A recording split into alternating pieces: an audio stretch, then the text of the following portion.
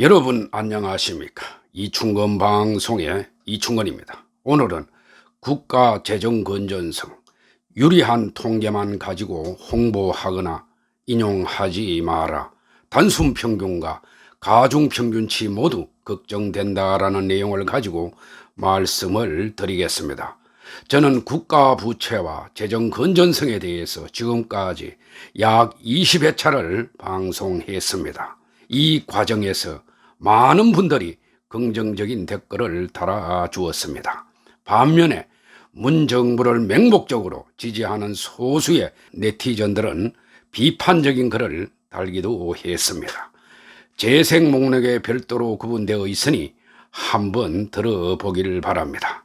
문정부 들어 국가 부채 증가 속도가 상당히 빠른 속도로 증가하는 것이 큰 문제이고 걱정이 됩니다. 이런 와중에 정부가 OECD 통계를 선택적으로 인용해서 우리나라 재정 건전성을 낙관적으로 해석했다는 지적이 제기되었습니다.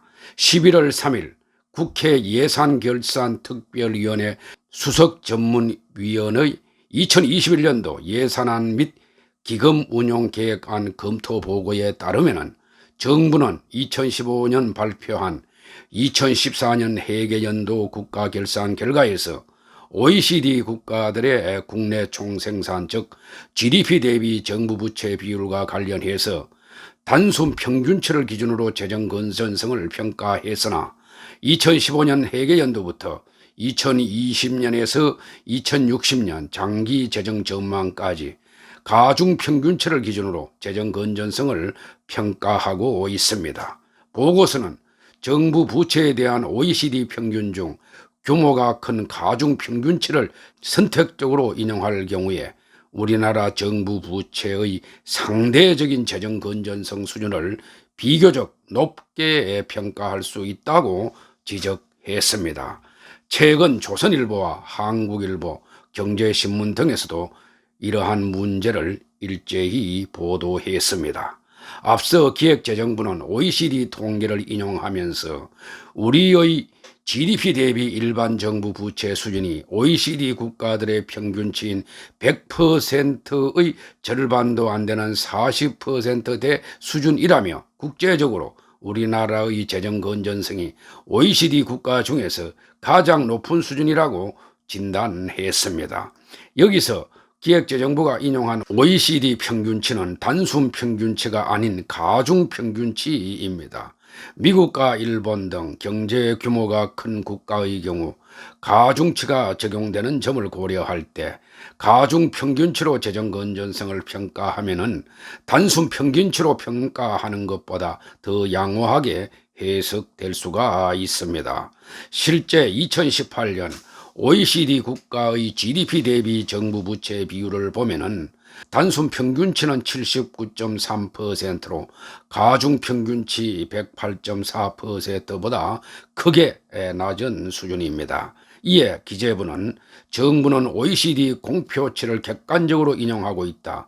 국제 비교는 OECD 국가 전체와 비교하기 위한 것이므로 OECD 전체를 하나의 국가로 가정하는 가중 평균이 더욱 적절하다는 입장이나 보고서에서는 OECD는 가중 평균치와 단순 평균치를 동시에 발표하고 있다고 꼬집었습니다. 보고서는 OECD 평균 중 규모가 큰 가중 평균치를 선택적으로 인용할 경우에 우리 정부 부채 수준의 상대적인 재정 건전성 수준에 대한 평가가 달라질 수 있다며 일반 정부 부채에 대한 국제 비교 시에 OECD에서 발표하는 가중 평균치와 단순 평균치를 병렬적으로 제시할 필요가 있다고 했습니다. 이어 개별 국가의 재정 운용 상태를 우리와 비교하기 위한 목적으로 국제기구 통계를 사용한다는 측면에서 단순 평균이 비교 잣대로 적절하다고 했습니다. 또 이 보고서는 정부가 지난 5월 국회에 제출한 장기 재정 전망에서 미래의 정부 지출 증가를 추계하는 방식을 갑자기 낙관적으로 바꾸었다는 점도 지적했습니다. 했습니다. 정부가 현재의 확장 재정을 정당화하기 위한 통계를 취사 선택하고 미래 정부는 거의 아무것도 쓰지 않을 것이라고 전망하고 있다는 것입니다. 문재인 정부는 2017년 406조 6천억 원이었던 연간 정부 지출을 3년 만인 올해 555조 7천억 원으로 늘렸습니다.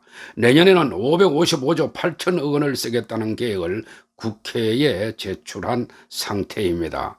정부와 더불어민주당은 올해 우리나라 GDP 대비 국가 채무 비율이 43.7%에 불과하다면서 아직 쓸 수 있는 돈이 충분하다고 주장하고 있습니다. 그러면서 즐겨 인용하는 통계가 OECD 회원국의 GDP 대비 국가 채무 비율 평균치입니다.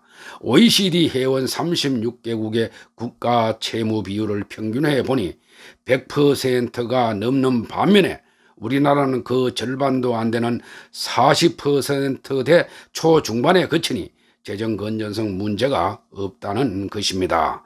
또 2013년에서 2018년 OECD 회원국의 GDP 대비 정부 부채 가중 평균치 증가율은 0.5%포인트로 같은 기간 우리나라와 같았지만은 단순 평균치를 적용하면은 OECD 회원국의 평균 재정 건전성이 양호해지는 동안 한국은 더 나빠졌다는 결과가 나옵니다.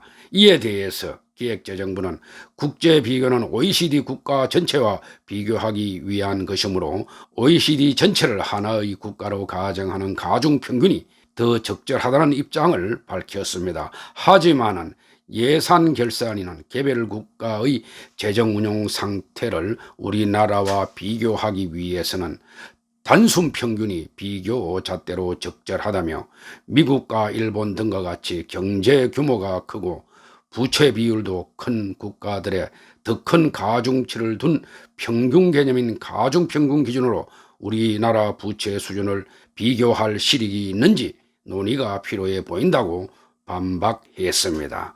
예산 결산위는 또 정부의 재정 준칙 도입 방안에 대해서도 재정 당국이 준칙 유보 조항 적용 여부 등에 너무 많은 권한을 가지고 있다고 비판했습니다. 외국의 경우 준칙 이행에 대한 정치적 책임성을 확보하기 위해서 재정 준칙의 수행 여부와 준칙 유보 판단 등의 업무 수행을 위한 독립적 기구를 두고 있으나 우리나라는 이 권한이 재정 당국에 있다는 것을 문제 삼은 것입니다. 예결위는 의회의 예산 수정 권한이 강한 나라들은 의회 외에 또 행정부의 예산 권한이 강한 경우에는 행정부 외에 모니터링 기구를 운영하고 있으나 우리나라 재정 준칙에는 독립적 기관이 명시되어 있지 않다며 준칙 유보 조항 적용 여부, 한도액 조정 등을 재정 당국이 행사하게 되는 부분에 대한 논의가 필요하다고 밝혔습니다.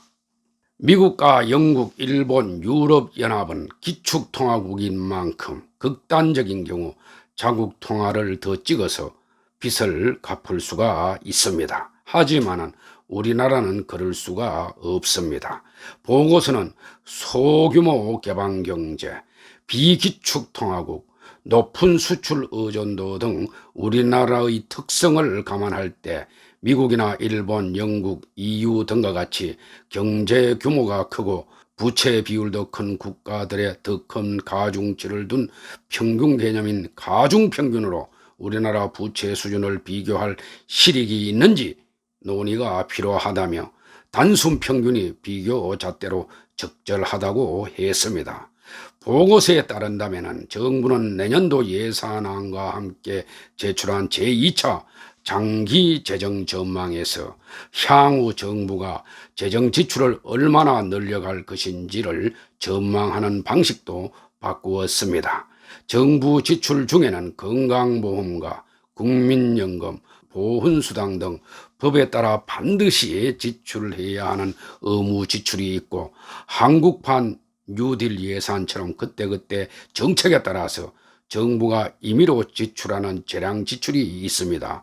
2015년 박근혜 정부가 발표한 1차 장기 재정 전망은 앞으로 의무 지출이 늘어나는 것과 별도로 재량 지출도 매년 4% 늘어날 것이라고 가정했습니다.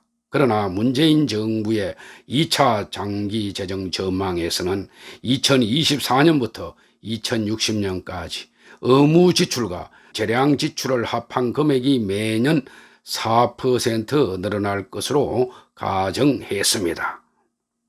향후 인구 고령화 등으로 복지 지출이 늘어나면서 의무 지출이 급속히 늘어날 것으로 예상됩니다. 따라서 2차 장기 재정 전망의 내용을 지키려면 차기 정부부터는 재량 지출을 꾸준히 삭감해야 합니다. 현 정부는 임의로 나라 돈을 썼지만은 차기 정부부터는 그 뒷감당을 위해서 새로운 정책을 펴지 말고 허리띠를 졸라매야 한다는 것입니다.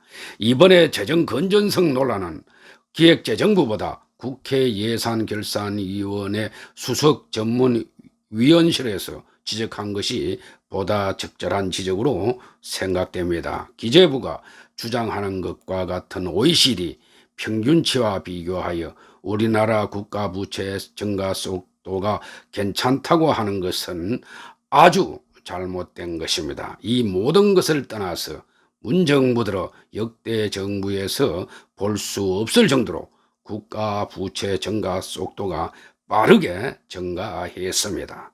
문 정부는 우리나라 국가 부채를 자기 정권 때는 마음대로 쓰고 뒷감당은 다음 정부에서부터 책임지고 관리하라고 하는 것이 아닌지 묻고 싶습니다. 그래서 제가 한번 분석해 보았습니다.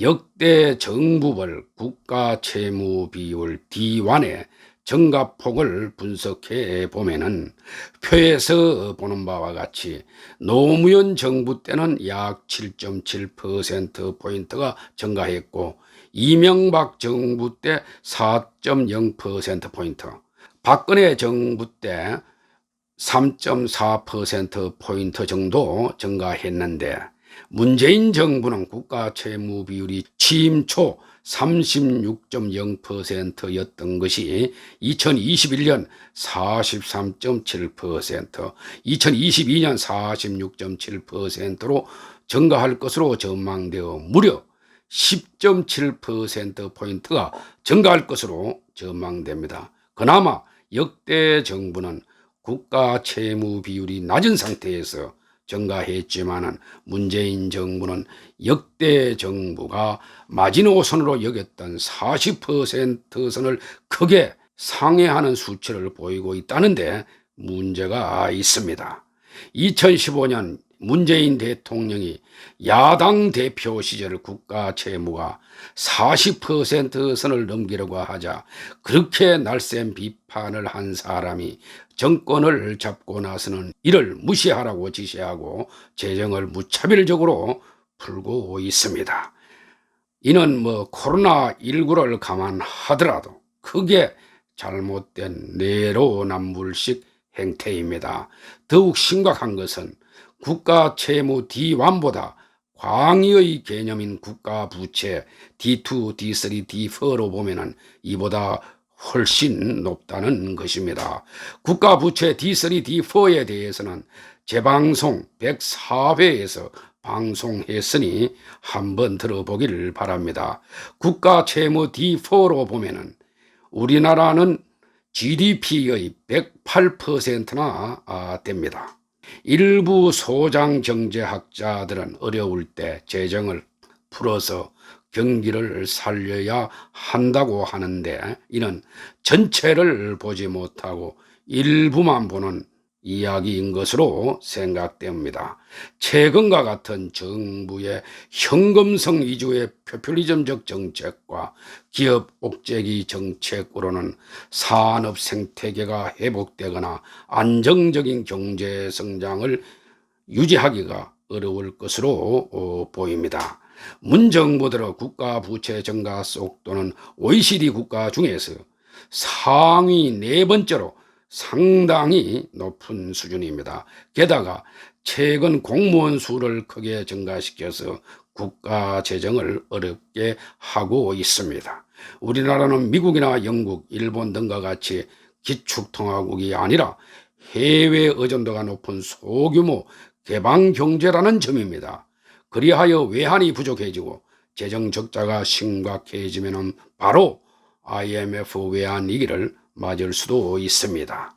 EU 국가는 EU의 울타리가 있고 유럽중앙은행 즉 ECB가 있어서 한 국가가 위험해지면 타 국가와 많이 연계되어 있어 어느 정도 지원을 받을 수가 있습니다. 특히 국제적인 신용평가기관들은 우리나라 국가 부채 비율을 평가할 때 기축통화국이 많이 포함된 OECD 평균치를 보는 것이 아니고 아시아 신흥시장 국가들과 비교를 합니다. OECD 회원국 대부분은 민영화 확대로 공무원이 많지 않고 우리나라와 달리 연금에 대해서 국가가 보증을 서지 않습니다.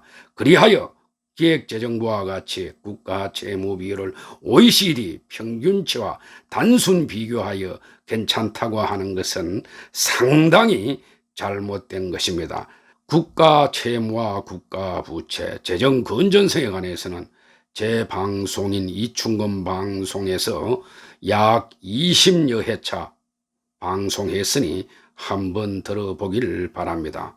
오늘 방송은 여기서 마치겠습니다. 제 영상이 도움이 되셨으면 동영상 아래 구독과 좋아요를 눌러주시기 바랍니다. 더 좋은 방송으로 보답하겠습니다.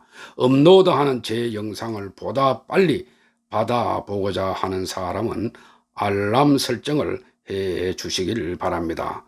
제 영상을 시청해 주셔서 고맙습니다.